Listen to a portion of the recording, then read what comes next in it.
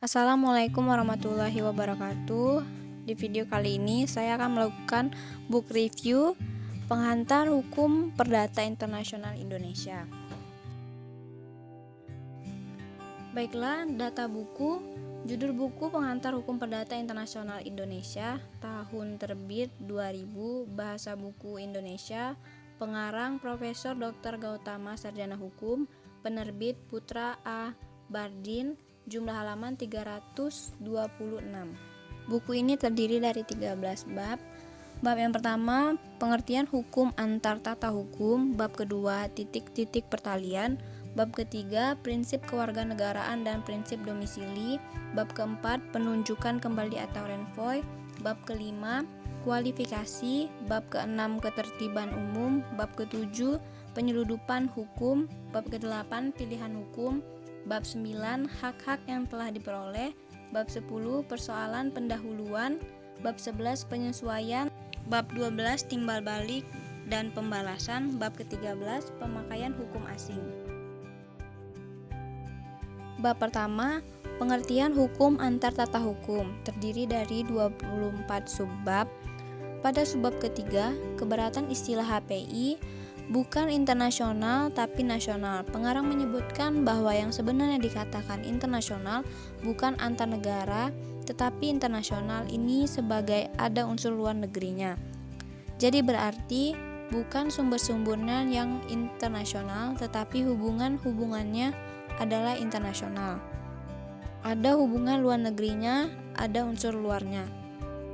Subbab lainnya juga sudah lengkap dengan contoh-contoh penjelasan berbagai macam istilah dalam hukum perdata internasional atau HPI, pembahasan tentang hatta, hukum antar waktu lengkap dengan rumus dan skemanya.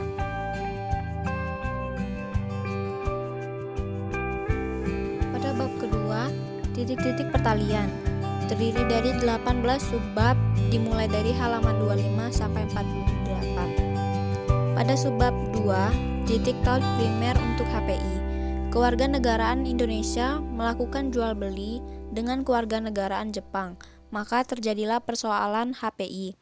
Jika mereka mengadakan jual beli, timbullah masalah mengenai hukum mana yang harus dipakai untuk jual beli ini, karena dua orang bersangkutan adalah kewarganegaraan dari negara yang berlainan.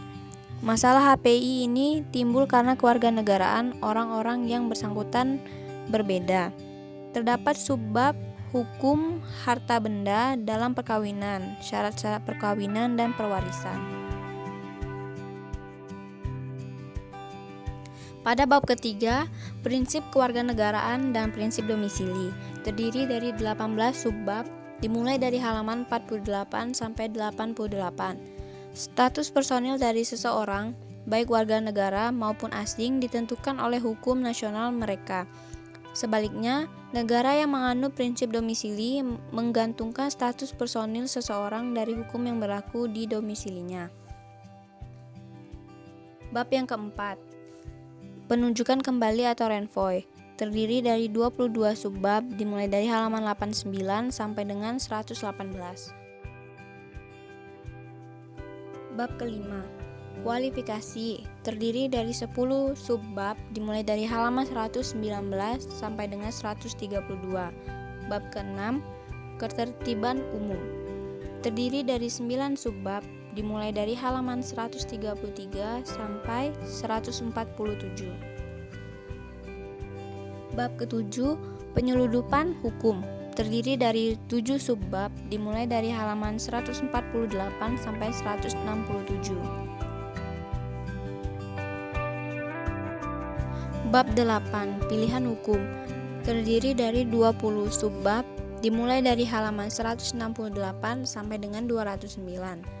Bab ke-9, hak-hak yang telah diperoleh, terdiri dari 8 subbab dari halaman 210 sampai dengan 219.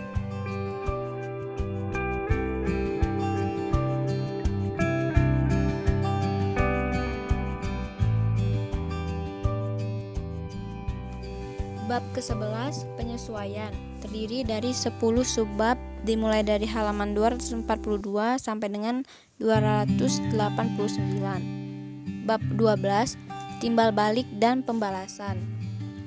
Terdiri dari 8 subbab dimulai dari halaman 290 sampai 305.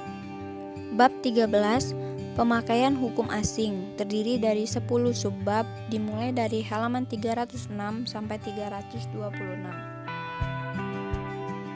Menurut saya, buku ini memiliki kelebihan dari buku sebelumnya yang ditulis dalam 8 seri. Buku pengantar ini dijadikan dalam satu jilid yang mengandung teori-teori umum hukum perdata internasional, sehingga mempermudah mahasiswa untuk memperoleh secara komplit 8 buku seri hukum perdata internasional Indonesia yang mungkin sulit untuk dikumpulkan semuanya. Saya sangat merekomendasikan buku ini bagi teman-teman mahasiswa yang sedang mempelajari hukum perdata internasional karena sangat mudah dipahami dan dapat dipahami melalui subbab-subbab yang telah dibagi setiap babnya.